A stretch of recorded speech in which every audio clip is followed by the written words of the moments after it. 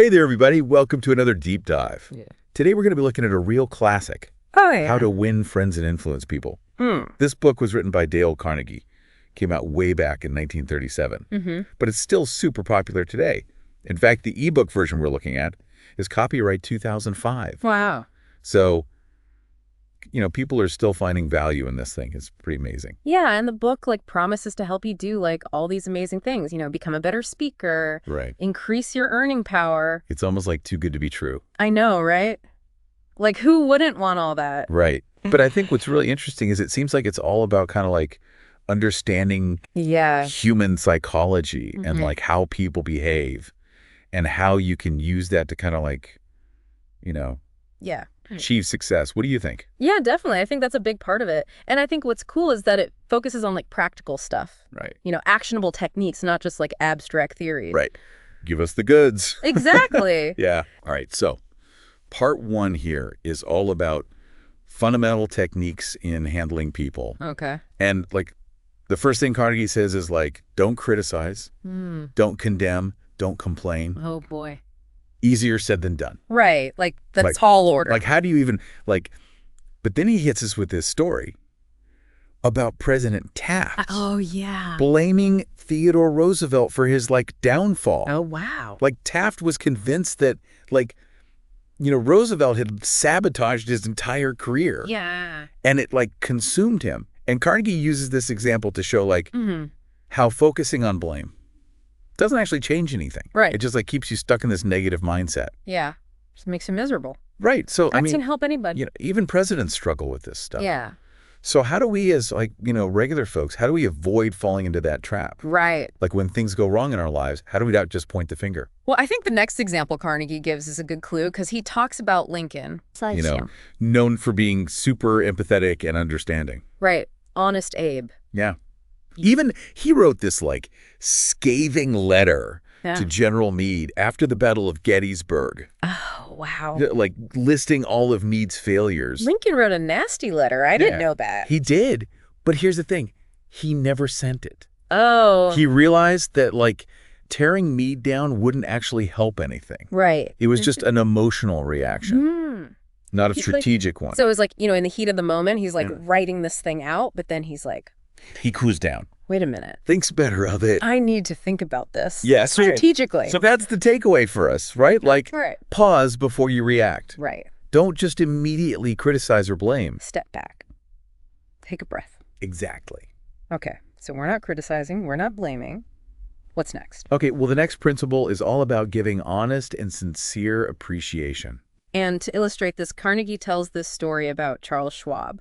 Okay. The steel magnate, incredibly successful guy. Okay. Yeah. And what was his secret weapon? His ability to inspire enthusiasm in his employees. Okay. He genuinely believed that people thrive on appreciation. I like that. I could totally see that because when you feel like someone sees what you're doing and they appreciate your hard work or your talent, you're like, yeah. Exactly. I want to do more. You want to keep going. You feel motivated. Right. But then Carnegie contrasts Schwab with this other manager. Yeah. Who only focused on the negative. Oh, no. Only focused on an employee's weaknesses. And guess what happened? What happened? That employee ended up quitting. Yeah. Makes sense. Because they felt unappreciated. Of course. Totally demoralized. Yeah. It just shows the power of positive reinforcement. Right. We all have strengths and weaknesses, but if we only focus on the negative, then we miss out on the chance to help people grow. Right. So the question for us listening is, yeah, how often do we take the time to genuinely appreciate others? That's a good question. Because it's easy to get caught up in what's wrong. Right. But what if we shifted our focus to what's right? Yeah. What if we looked for the good? Okay. So principle number 3, this one gets pretty deep. Okay. Lay it on me. Arousing an eager want in the other person. Ooh, okay. That sounds intense. It does. But I think what Carnegie's getting at here is that people are driven by their desires. Right. We all want things. Of course. We all have our motivations. And if you want to influence someone, you need to figure out what motivates them. Right. And then connect your request to that. It's you have to speak their language. Right. Exactly. Yeah. So he uses this example of this little boy who refuse to eat spinach. Oh, yeah, picky eater. Right. The parents try everything. Classic. But nothing works until they appeal to his desire to be strong. Like there was this bully picking on him at school. And they're like, if you eat your spinach, you'll be strong enough to like stand up to this bully. Haha. And suddenly Spinach is the answer. spinach is like the key to achieving this goal. It's like magic. It's magic spinach. Yeah. Right. I mean, and it's a great example of how like Yeah. reframing the situation can totally change things. Right. Instead of like forcing your agenda, you got to find a way to make it appealing to the other person. Yeah. Find that common ground. I had a similar experience once. I was at a hotel Okay. and there was something, I don't remember exactly what it was, but something was going on. And I was like having this back and forth with the hotel manager. Oh, boy. And I was getting so frustrated. Mm-hmm. But then I was like, wait a minute. Yeah. I'm so focused on my frustration. What matters to him? Like, what does he care about? Okay. What's his motivation? Right. And it was like, oh, he cares about positive reviews. Like he wants people to Happy customer. have good experiences at the hotel so they'll leave good reviews. Yeah. So I was like, okay, I got to reframe my request Okay. in a way that yeah. shows how it's going to lead to happy guests. Oh, smart. And suddenly a win-win. we were on the same page I love it. and it worked. So it's all about like Yeah. finding that common ground. You know what motivates the other person. Put yourself in their shoes Right. a little bit. And like, finding a way to make it a win-win. Yeah, exactly. I love it. All right. So we've tackled some of these like fundamental techniques for Yeah. handling people. But now the question is, how do we actually make people like us? Yeah. And that's what part 2 is all about. Okay. I'm intrigued. So stay tuned. All right. I'm here for it. So how do we make people like us? That's the big question, It's right? $1 million question. And Carnegie kicks off part 2 with this idea of becoming genuinely interested in other people. Okay. And he brings up, Theodore Roosevelt, known for his charisma and his ability to connect with people from like all walks of life. Yeah, he was like Mr. Popularity. Right. But like, what was his secret? I'm curious. Well, according to Carnegie, he was genuinely fascinated by like everyone he met. So it wasn't an act. No, it wasn't like he was putting on a show. It was just part of who he was. He really just loved people. He loved learning about people, their stories, their experiences. I mean, think about it. Like, Right. How do you feel when someone is genuinely curious about what you have to say? It makes you feel good. Yeah. Like someone's actually listening. Right. Like you matter. Exactly. Okay, so next up, Okay. a principle that we hear all the time, Uh-oh. but Carnegie gives it like an interesting twist. Smile. Smile. Oh, come on. Everyone says that. Right. But he goes deeper. Oh, I also. Well, he talks about how, like, there's even research Good showing research. Yeah. showing that people who smile are perceived as more persuasive and likable. Interesting. And then he has this great anecdote about a phone call Okay. where he could literally hear the smile in the other person's voice. Wow. And it, like, made him instantly feel more connected. Yeah. Like you could feel that warmth. Right. It's amazing like how much a simple smile Yeah, can impact how we feel. totally. I remember reading this story about this department store. Okay.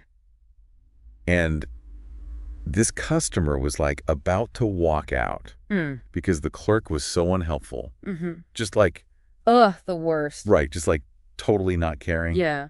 But then the manager stepped in and like listened to the customer Okay. and like with a genuine smile found a solution. Wow. Turned the whole situation around. With the power of a smile. Right. So what's stopping us from smiling more often? That's a good question. Even if we don't feel like it, we can fake it till we make it. Right. Like trick your brain into being happy. Exactly. Okay, next one. This is one I personally struggle with. Oh, Remembering and using people's names. Ooh. Yeah, that's a tough one. I am so bad at it. Really? It's terrible. I'm pretty good with names. Ugh, I'm so jealous. It's a gift. But Carnegie tells this story about Jim Farley, Okay. the politician. And the guy had an incredible memory for names. Like a steel trap. He could remember thousands of people's names. Wow. And he attributed like a lot of his success to this ability Interesting. because it made people feel like seen and valued. Yeah, of course. Like you feel special Right. when someone remembers your name. And I read about this experience Carnegie had. He was at a lunch counter Okay. and the waitress remembered his sandwich order Oh, that's sweet. from a previous visit. It was just this small gesture, Yeah. but it made him feel like he mattered. Right.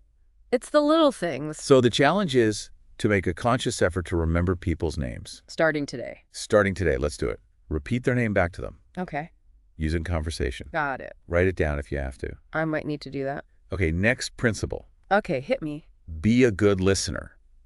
Encourage others to talk about themselves. Okay, so this ties back to that idea of being genuinely interested, right? Exactly, like really listening to what people have to say. And asking questions. Right. Carnegie tells this funny story about this guy who's just talked nonstop about penguins. Penguins, really? For like an hour. Wow, he must have loved penguins. Right, and Carnegie was like totally captivated. Even though he probably wasn't that into penguins? Even though he wasn't like a penguin expert or anything. Right. But it was just like the guy was so passionate. Yeah. That it made it interesting. It's contagious. And then there's this story about this department store manager. Okay. Who like saved a customer by just listening. Correct. The customer was about to like return all these purchases. She was so frustrated. Yeah. But the manager just listened to her. And that's all it took. And it like totally turned the situation around. Wow. Sometimes people just need to vent. They just need to be heard. Right. So the takeaway here is like, yeah. Resist the urge to interrupt. Oh, that's a hard one. I know. Right. Oh. Or to offer your own opinion. Right. Just listen. Really listen. Be present. You might be surprised by what you learn. Speaking of learning, okay, let's move on to part 3. How to win people to your way of thinking. All right, let's do it. Okay, so we're on to part 3 of how to win friends and influence people. All right. It's called How to Win People to Your Way of Thinking. Ooh, sounds kind of manipulative. I know, right? But when you read it, okay, Carnegie's not talking about like, trickery or coercion or anything like that. Okay. It's more about like persuasion through understanding and respect. That's good. Right. Yeah. And the first principle is avoid arguments. Really? Like, just don't argue. Well, he kind of makes the case that arguing is like yeah, almost always a waste of time and energy. Because usually no one wins. Right. Just get more dug in. Exactly. Even if you like logically dismantle someone's point, yeah, they're probably just going to like dig their heels in deeper. Just get defensive. Right. Yeah. And he has this story about this lumber inspector. Okay. Who was like adamant about his assessment of this lumber, even though he was wrong. And instead of arguing with him, yeah, Carnegie like approached him with curiosity and respect. Okay. Like he asked questions to try to understand his perspective. So instead of like forcing his own opinion, right, he kind of guided the guy. He led him to see the flaws in his own assessment. This is smart. Right. Yeah. Like leading with understanding rather than confrontation. I like it. And this leads us into the next principle. Okay. Admit when you're wrong. Oh, ouch. Right. Yeah, it's hard. It's tough to swallow our pride. Yeah. But Carnegie says it can be so disarming and like build trust. Makes sense. When you're willing to admit that you're not always right. He tells this story about Lincoln. Honest Abe. Right. Receiving this letter from General Hooker. Okay. And the letter was basically criticizing another general. Oh, boy. Right? Yeah. Like just tearing this guy apart. And Lincoln, being the wise leaders that he was, saw that this could be a huge disaster. Oh. If he just like forwarded this letter on. Right. So instead he rewrote it. He rewrote the letter. Yeah. He turned the criticism into praise and understanding. Wow. So instead of escalating the conflict, he de-escalated it. That's amazing. It's all about like, understanding that everyone makes mistakes. Yeah. And sometimes the best approach is just to acknowledge those mistakes and move forward together. It's like picking your battles, right? Exactly. Yeah. Okay, next principle. This one feels kind of familiar. Okay. Begin with praise and honest appreciation. Yeah, we talked about that before. Right. Like it's echoing that earlier principle. Yeah. But he tells this story about this bank teller. Okay. Who was like struggling and about to be let go. Oh, no. And instead of firing her, her supervisor decided to start praising her. Oh. For her work ethic and her positive attitude. Okay. And her performance improved dramatically. Just from being praised. Well, it wasn't like her skills suddenly got better. It was that she felt valued. Right. She felt encouraged. It's like that feeling of like, oh, someone sees me. Yeah, someone appreciates me. Sometimes a little bit of praise can go a long way. Yeah, for sure. Okay, this is where things get interesting. Okay, lay it on me. Carnegie says, call attention to people's mistakes indirectly. Indirectly? What does that mean? So like, instead of directly criticizing someone, you find a subtle way to guide them toward the desired behavior. Okay, I'm intrigued. Give me an example. Okay, so he tells this story about these Army reservists. Okay. who weren't following the short haircut rule, Hmm. right? They were supposed to have short hair. Yeah. And their leader, instead of reprimanding them, Right. he went to the barbershop himself Okay. and got a regulation haircut, Mm. making sure they saw him. Oh, so he led by example Exactly. instead of yelling at them. Right. And one by one, they started following his lead. Wow, that's a good strategy. Right. So it's like a gentle nudge in the right direction I like it. without any negativity or confrontation. It's like positive peer pressure. Exactly. Yeah. Okay, we're on to the final part of the book. Oh, okay. It's called Be a Leader: How to Change People Without Giving Offense or Arousing Resentment. Okay, that sounds like a mouthful. I know, right? But it's all about, being a good leader. And the first principle is talk about your own mistakes Okay. before criticizing others. Lead with vulnerability. Right. Yeah. And he actually shares a story about his experience with his secretary. Okay. He realized that he was constantly finding fault with her work. And it was creating all this tension. Yeah. But then he had this, epiphany. What was it? He was like, I'm making just as many mistakes as she is, but I'm holding her to a different standard. Classic double standard. Right. So he decided to start acknowledging his own mistakes.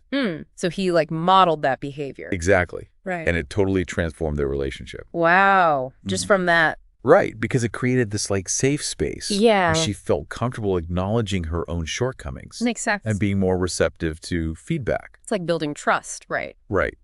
Okay, next principle. Make the fault seem easy to correct. Okay. So instead of dwelling on the negative, Right. you highlight the potential for improvement. Okay. He tells this story about this mechanic who was super discouraged. He was struggling to fix this engine. Okay. And his supervisor, instead of criticizing him, Yeah. reminded him of a time when he had successfully tackled a similar challenge.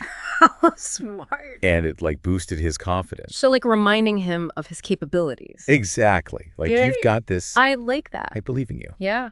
It's encouraging. Right. Okay, next principle. Hit me. Give the other person a fine reputation to live up to. Okay, that sounds interesting. So he tells this story about this mischievous little boy. Okay. Who was always getting in trouble. Right. And his teacher, instead of focusing on his negative behavior, okay, started calling him Mr. Honesty. Mr. Honesty. Yeah. But he wasn't honest. Well, not particularly. But she started praising his integrity. Oh, so it's like that reverse psychology thing? Right. Yeah. And it worked. He became Mr. Honesty. He started behaving more honestly because he wanted to live up to that label. Wow, that's amazing. It's like you plant a seed of positive expectation and it grows. That's a powerful idea. Right. Okay. Almost there. Okay, 2 more? Make the other person glad to do what you want. Okay, but how do you do that without being manipulative? Well, it's not about manipulation. Okay. It's about finding a way to align your request with their own desires and motivations. So Carnegie emphasizes appealing to nobler motives. Okay. He tells this story about this guy who was tasked with collecting overdue bills. And instead of taking a harsh approach, he wrote letters to these people expressing confidence in their honesty, appealing to their sense of fairness. Interesting. And people actually paid their bills. Just because he was nice about it. Just because he appealed to their better nature. Wow, that's amazing. Right. Yeah. Okay, last but not least. Okay, bring it home. Dramatize your ideas. Okay. So make your ideas memorable and impactful by using vivid language, storytelling, visual aids. Okay. Carnegie talks about the Philadelphia Bulletin. Oh, the newspaper. Right. They were struggling to compete. Yeah. And so to showcase the sheer volume of content they published, they created this massive book. A book? Yeah. Containing every article they had printed in a year. Wow. So people could see and feel the value of the newspaper in a way that words alone couldn't convey. That's a powerful image. Right. Yeah. This has been such a fascinating deep dive into how to win friends and influence people. So many great insights. Right. We've covered so much ground from handling people to leadership to communication. Like a whole toolkit for life. Right. And it all boils down to understanding human nature, connecting with people on a deeper level, and building relationships based on respect and empathy. I love it. What really stood out to me was that idea of pausing before reacting. Oh, yeah. Choosing understanding over blame. That's a good one. That's something I'm going to try to work on. Yeah, me too. What about you? What stood out to you? I think for me it was that principle of arousing an eager want in the other person. It's just a reminder that everyone is driven by their own desires. Right. And if we can tap into those, then we can achieve those win-win outcomes. Absolutely. And to wrap things up, let's revisit that quote from the book. Okay. Education, said Dr. John G. Hiven, is the ability to meet life's situations. That's what these principles are all about. They're tools to help us navigate the complexities of human interaction and build stronger, more fulfilling relationships. So for all of you listening out there, what one principle from How to Win Friends and Influence People will you focus on implementing in your interactions this week? That's a great question. Choose one, make it your own, and see what kind of positive changes you can create in your life and in the lives of those around you. Awesome. Thanks for joining us on this deep dive. Thanks for listening, everybody.